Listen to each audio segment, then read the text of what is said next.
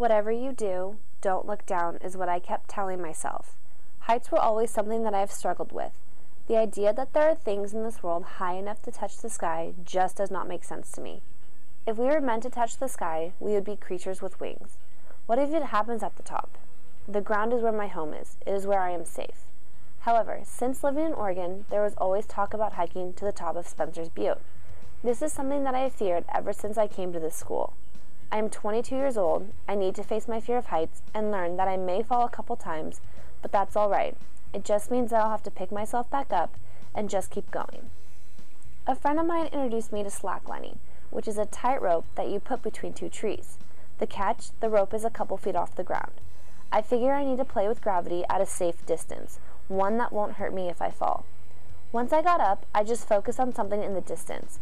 The key to slacklining is it is easier to balance if you are focused on that one thing.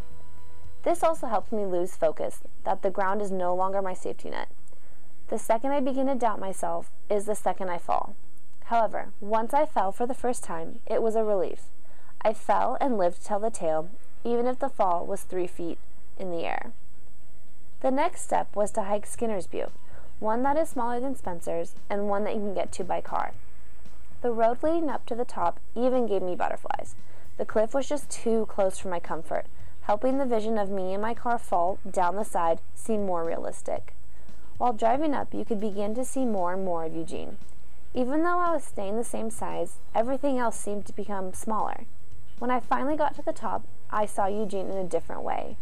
Everything seemed so crowded below me, like I was on top of an anthill looking inside of it. Anything that seemed to matter didn't matter to me anymore. Even though I still had the security of the handrail, it blocked the cliff. Being so high did not seem scary.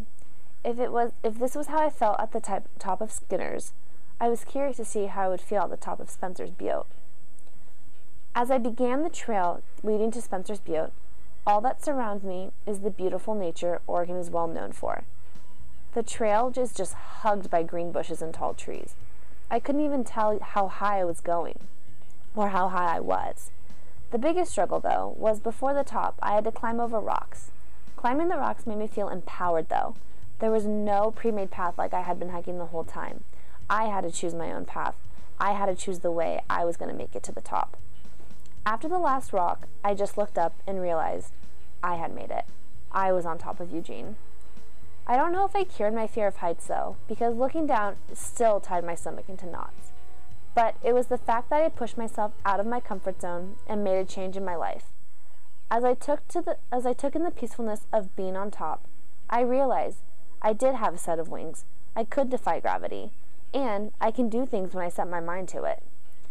The world didn't seem so scary anymore, and so I took a deep breath and headed back down, so I could face the many challenges that are about to come my way as I leave college behind and enter the real world.